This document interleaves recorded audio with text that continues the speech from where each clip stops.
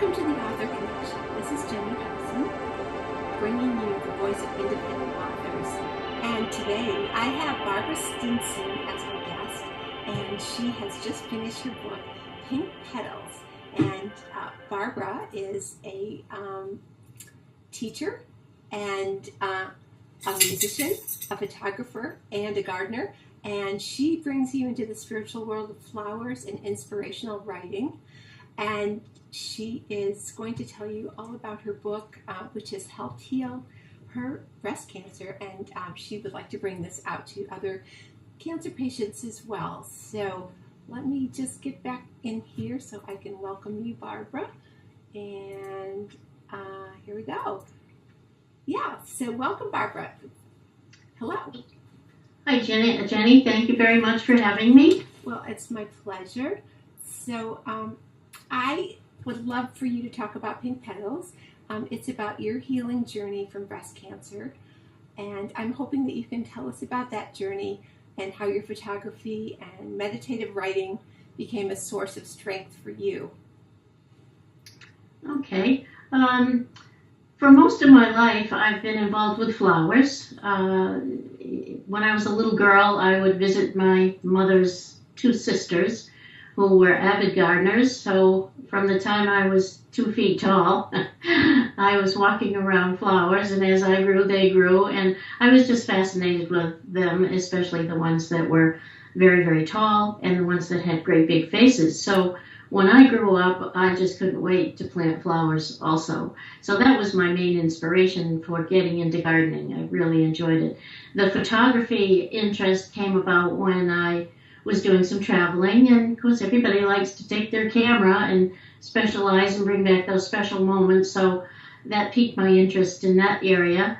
And then when I bought my house here in Medway, I just couldn't wait to dig up the backyard and put in as many gardens as I could and plant flowers. So in 1999, I was diagnosed with breast cancer, and the flowers became very, very important because I found it very therapeutic to get out in the garden, as everybody does, and just get your hands in the dirt and dig and plant something and see it grow. But when it became flowers, I was all the more interested and enthusiastic about it. I was collecting pictures of flowers of all different types and color and size and so forth, and I still am. But after my second diagnosis of cancer in 2011, I decided to focus on pink petals, taking lots of pictures of pink flowers and cropping them and using a macro lens and so forth. So that became a great source of therapy for me, and I found it very relaxing, and it was also something I could do during the winter when the flowers were, of course, in the garage. I found that the artistic and aesthetic focus of the photography was very, very important for my creative mind, because I am a musician as well, retired music educator at this point, however. So the creative work was important and filled that void of not having music performances any longer, and of course very enjoyment. As I became involved in taking the macro pictures of the flowers, I was just mesmerized by their different artistic qualities. Getting in close was something I had never done before, and it almost was like having a bee's perspective, you know, the bees buzzing around the flower, and you get in there and you see parts of it that you never realized was so beautiful before. So macro was something I really became addicted to. In the book, I have used many pictures of macro flowers, and here's one that is of a peony that is in perfect condition, even with a little droplet of water at the bottom. And in the book, I decided, or my collection of pink flowers, I decided that I would choose the best ones that meant something to me. And also, I had done some writing, some creative writing, some inspirational writing. And this particular one that you just saw is called Perfection. And it is about how, even though if you are having an illness, you're not perfect, but you dream of those perfect moments, or you remember when you had those perfect moments, even if it's just taking a deep breath just for a moment to reflect on that perfection. Well, it sounds like the photos give the cancer patient perspective and hope. And I personally love some of the real close-ups where you even see the drops of water. Can you show a couple of those? Sure.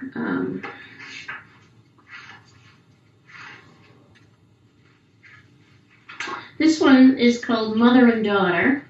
It's a dahlia, a pink dahlia flower. Can you raise it up, Barbara? Raise it up a little bit. There you go. Okay, yeah. Good.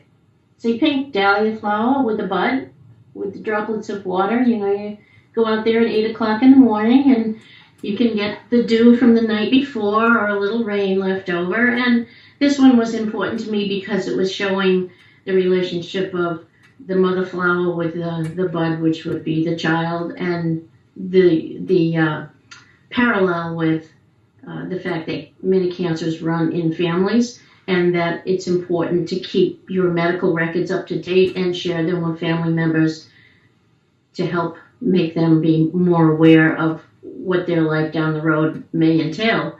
Hopefully not, but it's important to share the same roots and share the same stem, and just be notice of how, in this particular flower here, how important it is to look at the vibrance of the flower while it's living, and how did it become that way. It became that way from nourishing and attention and love and caring and all that, just like we do in human relations.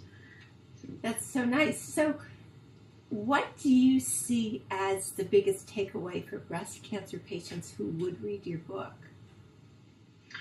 Well, I know from my perspective, when I was going through my recovery periods and so forth, I needed some pleasant things in my life. I needed aesthetics, I needed music, I needed art, nice things to pamper myself.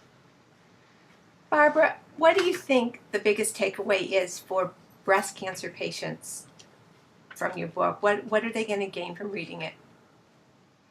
Well, I think what they're going to gain is the same thing that I gained from putting it together. That is the grouping of the pink pictures, the pink flowers rather, and the meditative writing was very important for my soul. And when I showed the collection to some friends who also had breast cancer, they said, "This is so meaningful and just so beautiful. You've got to share it."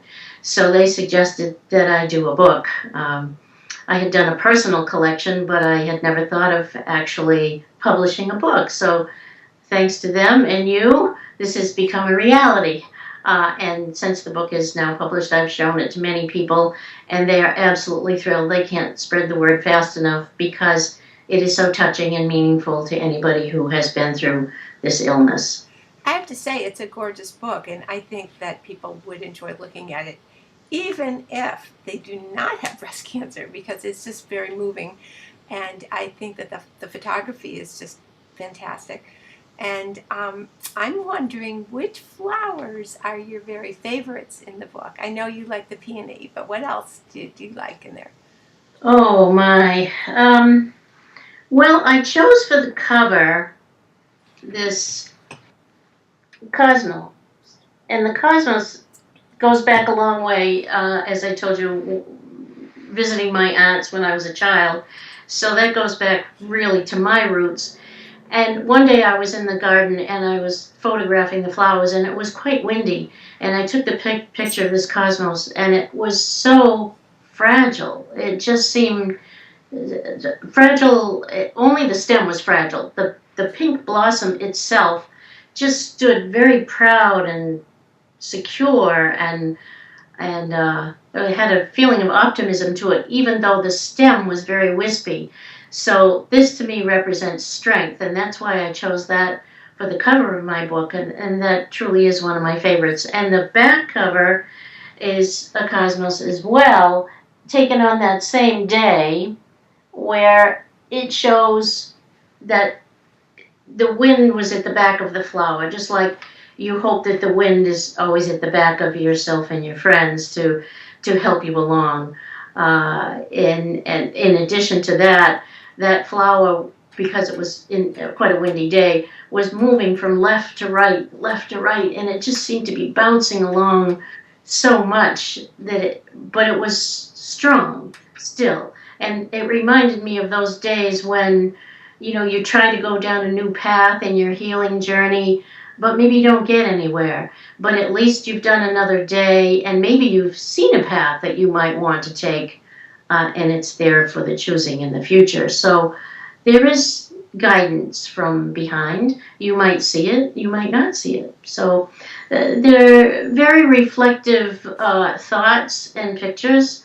It's, of course, my interpretation, but I'm hoping when people read the book, they will examine the flowers and get their own interpretation, as well as read what I've written to guide them along.